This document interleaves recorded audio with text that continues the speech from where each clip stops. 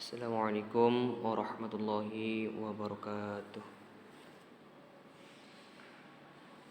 Perkenalkan, nama saya Muhammad Ibnul Farid dengan NIM 224110403115. Kelas 1 PPAC. Sini saya akan mempresentasikan teori yang berjudul tentang pendidikan sebagai ilmu dan sistem. Oke, lanjut saja untuk mempersingkat waktu. Pendidikan adalah suatu proses mentransfer ilmu dari pendidik kepada peserta didik. Ilmu yang ditransfer umumnya ilmu pengetahuan yang bersifat memberi pengetahuan peserta didik dengan harapan peserta didik mampu mengetahui segala macam keadaan alam, sosial, dan kebudayaan yang ada di dunia. Misalnya, pada pendidikan formal atau sekolah, objek utama dalam proses pendidikan adalah ilmu pengetahuan. Pendidikan merupakan sebagian dari kehidupan masyarakat dan juga sebagai dinamistor masyarakat itu sendiri.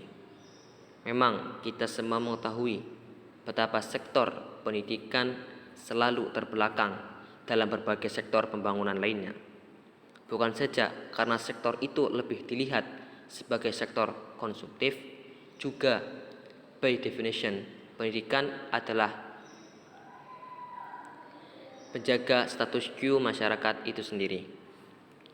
Dalam Kamus Besar Bahasa Indonesia atau yang sering kita sebut dengan KBBI, pendidikan yang berarti education adalah proses pengubahan sikap dan tata laku seorang atau kelompok orang dalam usaha mendewasakan manusia melalui pengajaran dan pelatihan.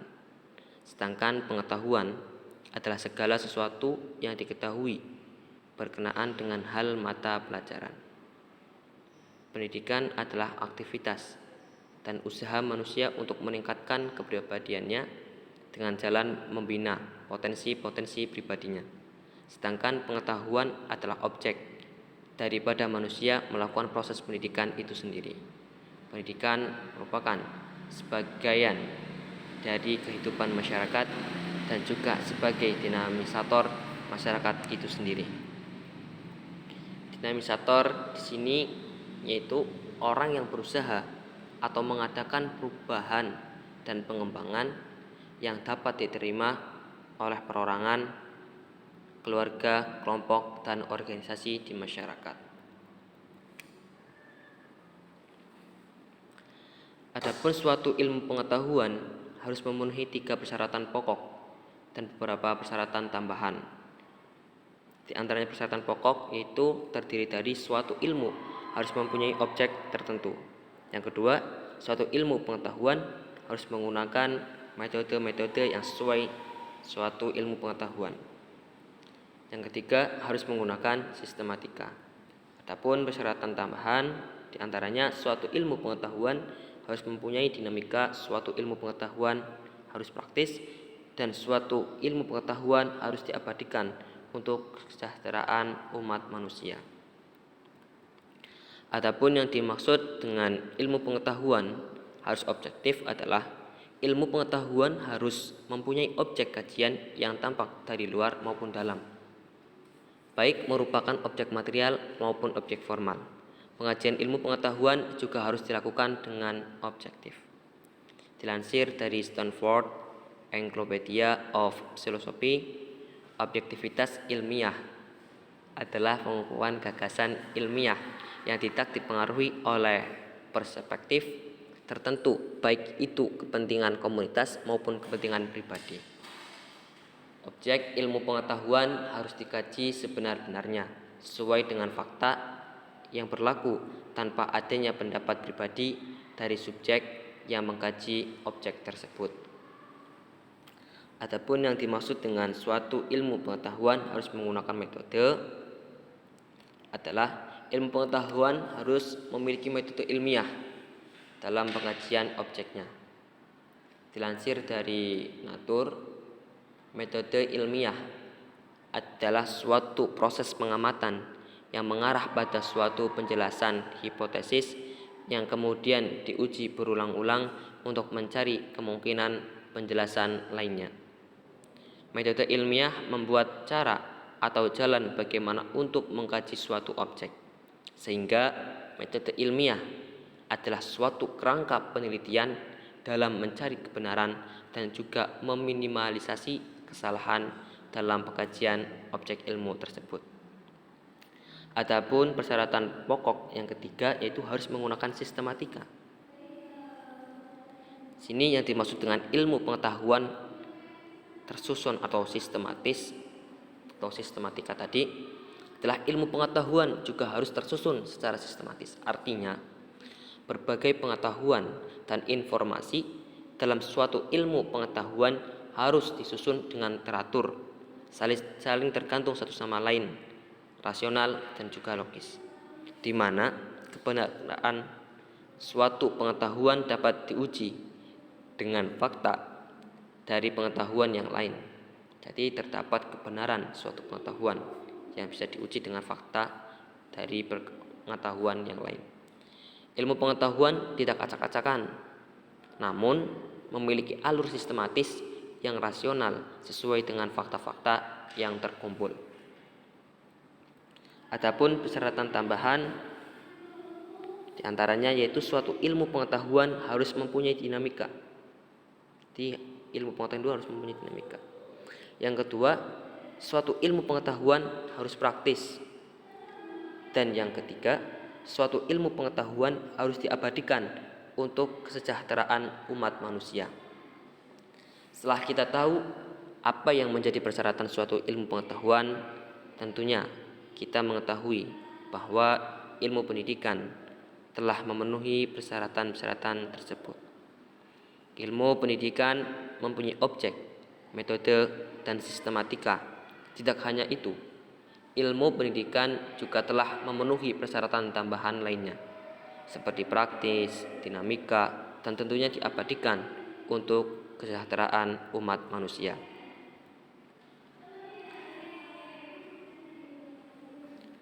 Membahas tentang pendidikan sebagai ilmu pengetahuan, sebelumnya kita mulai dengan menetapkan kedudukan ilmu pengetahuan di tengah sistem penggolongan atau sistematika ilmu pengetahuan. Berdasarkan sistematika atau sistemnya, ilmu pengetahuan terbagi menjadi dua, yaitu ilmu-ilmu murni dan ilmu-ilmu pengalaman. Ilmu-ilmu murni berhadapan dengan ilmu-ilmu pengalaman empiri. Ilmu empiri sendiri dibagi atas ilmu alam dan ilmu rohani. Jadi ilmu empiri itu dibagi menjadi dua, ilmu alam dan ilmu rohani. Ilmu alam yaitu ilmu yang dimana objeknya adalah benda-benda alam dengan hukum-hukum yang pasti dan umum, berlaku kapanpun dan dimanapun. Sedangkan ilmu rohani mencari objeknya dalam keaktifan manusia. Jadi ilmu alam itu hukum yang pasti, ya, dan objeknya adalah benda-benda yang di alam. Sedangkan ilmu rohani objeknya dalam keaktifan manusia. Adapun ilmu-ilmu pengalaman adalah ilmu yang berdasarkan dengan pengalaman. Ilmu rohani sendiri terbagi menjadi dua, yaitu ilmu normatif dan ilmu deskriptif. Penentuan objek dari ilmu-ilmu pendidikan tergantung pada apa yang ditegaskan tentang pengertian mendidik. Jadi dalam hal ini dipakai suatu norma untuk mengukur. Selain itu ada pula pembagian yang bersifat teoritis dan praktis. Jadi ada ilmu yang mendidik teoritis yang dibagi menjadi ilmu mendidik sistematis dan ilmu mendidik historis serta ilmu mendidik praktis.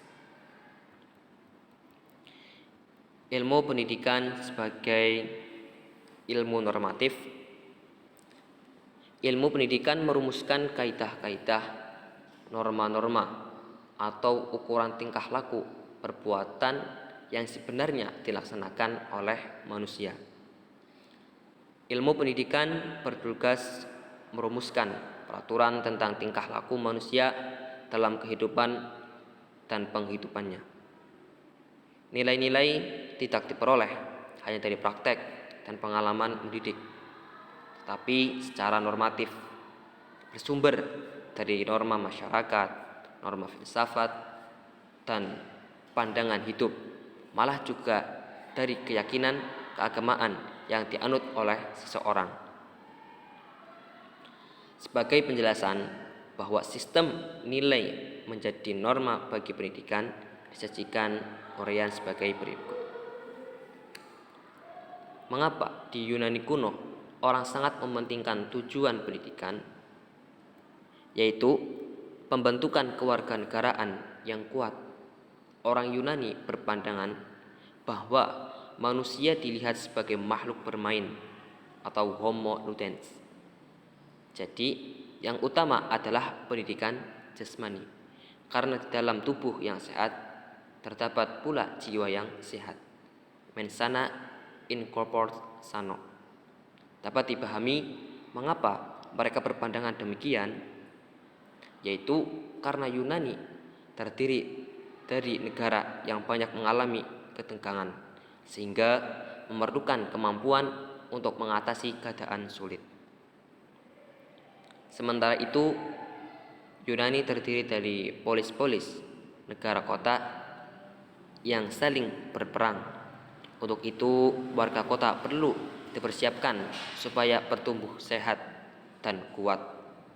Dari uraian di atas jelas bahwa sistem yang menjunjung tinggi aspek jasmani telah memberi corak normatif tersendiri kepada sistem pendidikan di Yunani kuno.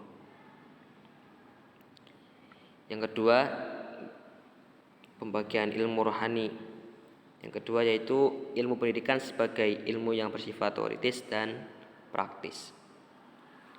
Pendidikan teoritis yaitu terdiri atas kajian-kajian pendidikan yang mana ditinjau dari nilai-nilai prinsip agama, filsafat, ilmu pengetahuan alam, ilmu pengetahuan sosial, dan humaniora.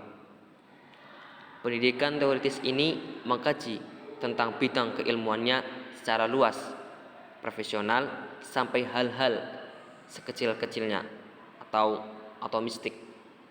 Sedangkan ilmu praktis yaitu ilmu tentang kebenaran sebab akibat untuk diterapkan dalam dunia nyata. Pendidikan sebagai suatu sistem. Definisi sistem. Sistem berasal dari Yunani, yang mana katanya adalah sistema. Artinya sehimpunan atau komponen yang sering berhubungan secara teratur dan merupakan suatu keseluruhan kata sistem. Kata sistem sering dipakai untuk menunjuk adanya suatu himpunan bagian-bagian yang saling berkaitan secara alamiah maupun budidaya manusia sehingga menjadi satu kesatuan bulat dan terbatu.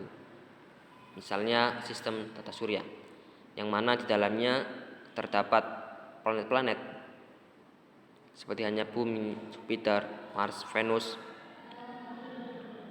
yang saling berkaitan secara alamiah sehingga menjadi satu kesatuan bulat dan terbatu yang disebut sebagai sistem tata surya. Adapun kata sistem yang sering dipakai yang kedua yaitu sebagai alat-alat atau organ tubuh secara keseluruhan dan khusus memberikan andil terhadap fungsi tubuh yang rumit dan vital. Misalnya sistem saraf. Yang kedua, kata sistem juga sering dipakai. Yang ketiga, kata sistem juga sering dipakai untuk menunjuk himpunan gagasan atau ide yang tersusun dan terorganisasi sehingga membentuk suatu kesatuan yang logis. Misalnya sistem pemerintahan demokrasi.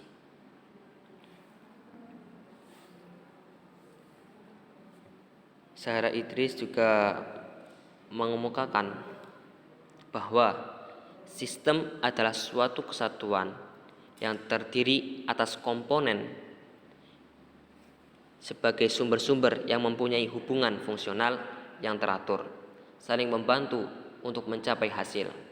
Contoh, tubuh manusia yang merupakan suatu sistem yang terdiri atas komponen-komponen otak, darah, jaringan daging, dan sebagainya, yang mana satu sama lain berkaitan sehingga merupakan satu kesatuan yang hidup.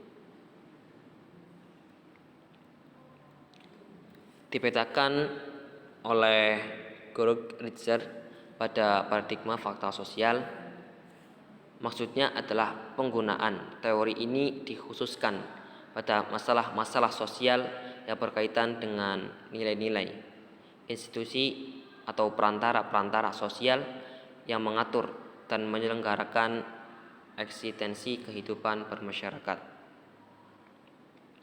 Sistem sendiri merupakan suatu kesatuan dari elemen-elemen fungsi yang beragam, saling berhubungan dan membentuk pola yang mapan.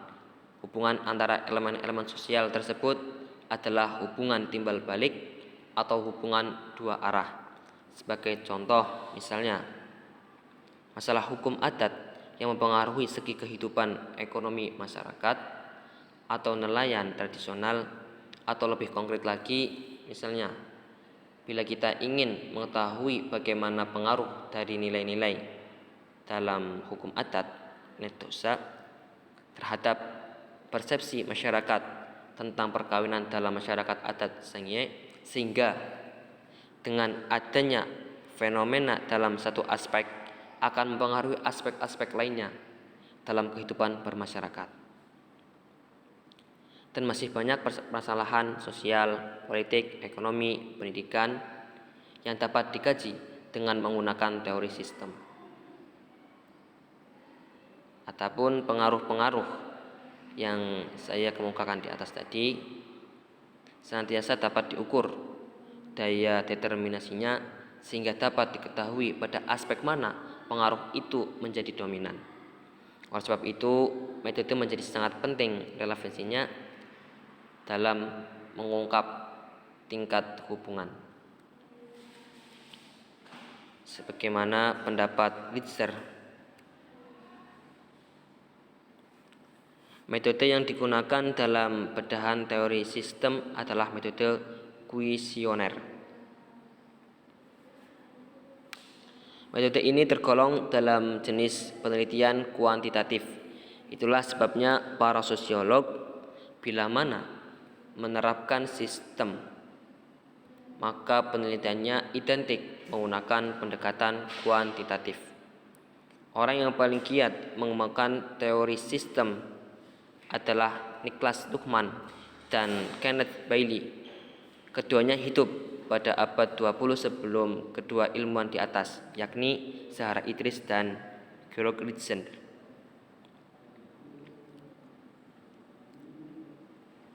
Pemikir lainnya yang membicarakan sistem adalah Walter Buckley pada tahun 1967 melalui karyanya yang berjudul Sociology and Modern System Theory, Ritzer and Goodman pada tahun 2009. Menurut Buckley, ada beberapa manfaat menggunakan teori sistem.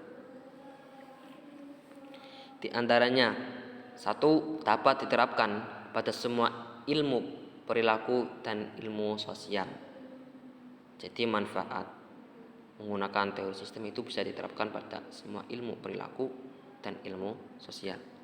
Yang kedua, memiliki beragam level yang dapat diterapkan pada semua skala terbesar sampai skala terkecil, atau yang paling objektif sampai yang paling subjektif. 3. Membahas beragam hubungan antar aspek sosial tidak parsial. Yang keempat, keseluruhan aspek dipandang dalam konteks proses khususnya terkait dengan jaringan informasi dan komunikasi. Yang kelima, bersifat integratif.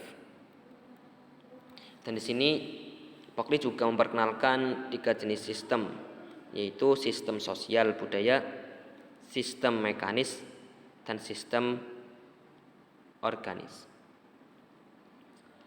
Dalam sistem mekanis, kesaling keterkaitan antar bagian didasarkan pada transfer energi.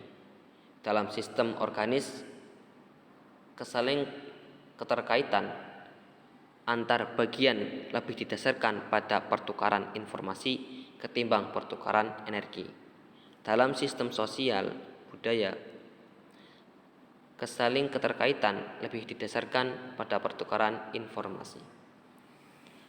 Dalam memahami sistem sosial dikenal 2 pendekatan, yaitu pendekatan sibernetis dan pendekatan ekuilibrium.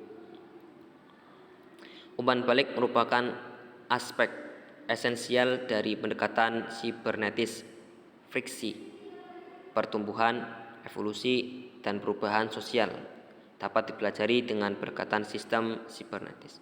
Sedangkan keseimbangan fungsi merupakan esensi dasar pendekatan ekuilibrium. Teori sistem mengenal 2 konsep krusial, yaitu entropi dan negentropi.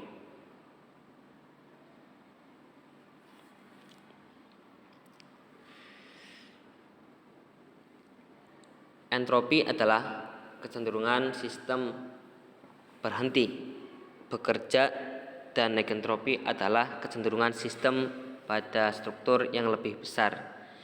Sistem dalam suatu masyarakat yang tertutup cenderung entropis.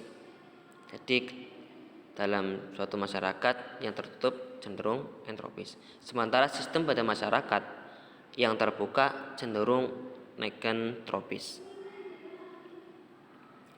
Taklot Bergson mengemukakan bahwa sistem mengandaikan adanya kesatuan antara bagian yang berhubungan satu dengan yang lain untuk mencapai suatu tujuan tertentu. Untuk mempelajari tindakan sosial, maka Parson mendefinisikan 4 sistem tindakan sebagai berikut. Di antaranya 1. Sistem budaya, 2. Sistem sosial, 3. Sistem kepribadian, yang keempat sistem organisme.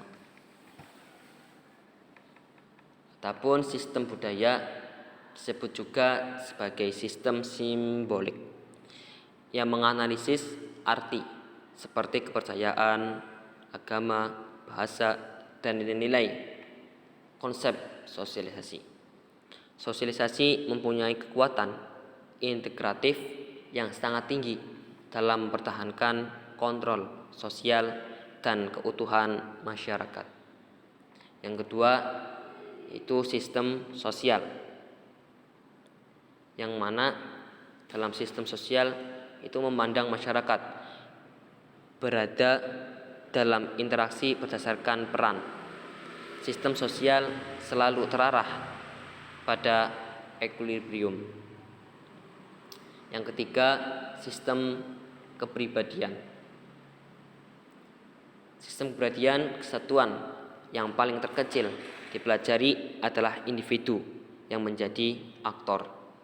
Fokus kajian di sini adalah kebutuhan, motif, dan sikap. Yang keempat yaitu sistem organisme. Kesatuan yang mendasar pada sistem ini adalah manusia dalam arti biologis dan lingkungan fisik, di mana manusia itu hidup, juga sistem saraf yang berkaitan dengan kegiatan motorik dan sistem organ manusia. Teori person di atas dikembangkan oleh Luhmann yang dikenal dengan teori sistem umum atau yang kita singkat dengan TSU, sambil mengkritik beberapa hal yang sangat prinsip.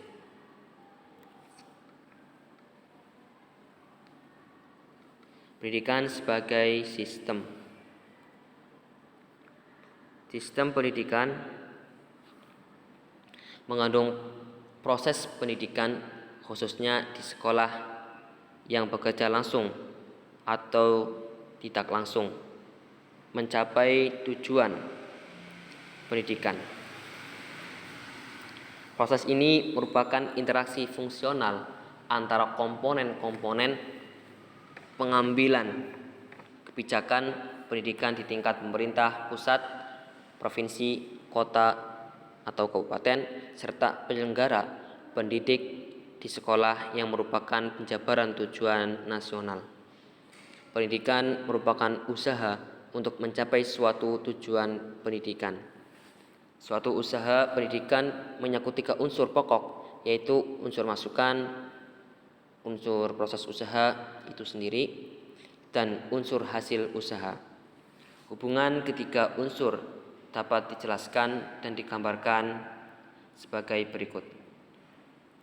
Masukan usaha pendidikan ialah peserta didik dengan berbagai ciri yang ada pada peserta didik, bakat, minat, kondisi fisik, dan sebagainya.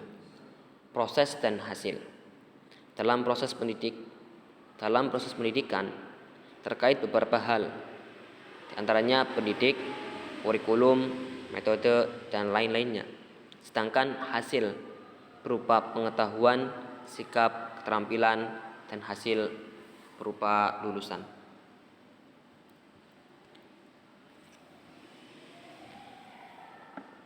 Pendidikan dikatakan sebagai sistem juga memiliki beberapa ciri yang juga dimiliki oleh suatu sistem. Adapun ciri-cirinya sebagai sistem yaitu A. Tujuan pendidikan.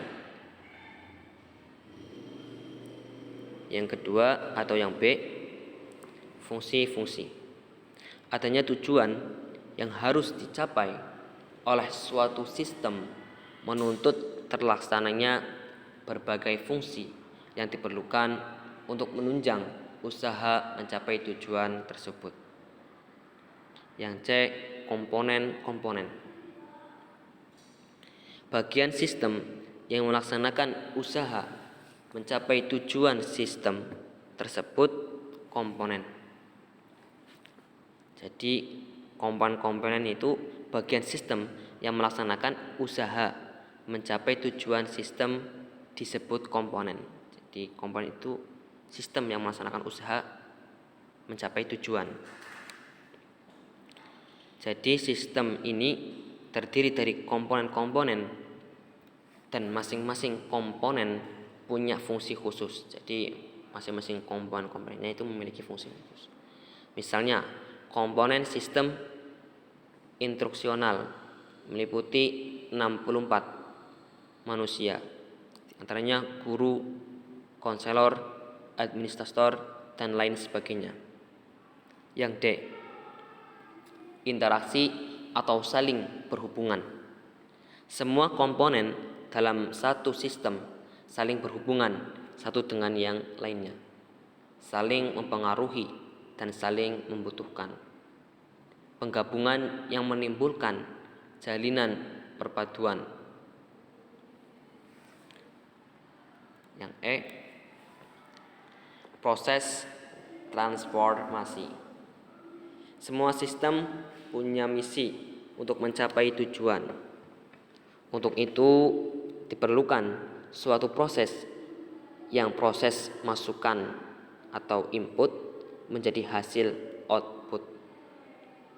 F, umpan balik dan koreksi untuk mengetahui masing-masing fungsi terlaksana dengan baik. Diperlukan fungsi kontrol dan mencakup monitoring dan koreksi atau evaluasi, yang mana hasil monitoring dijadikan pertimbangan untuk suatu perubahan atau perbaikan.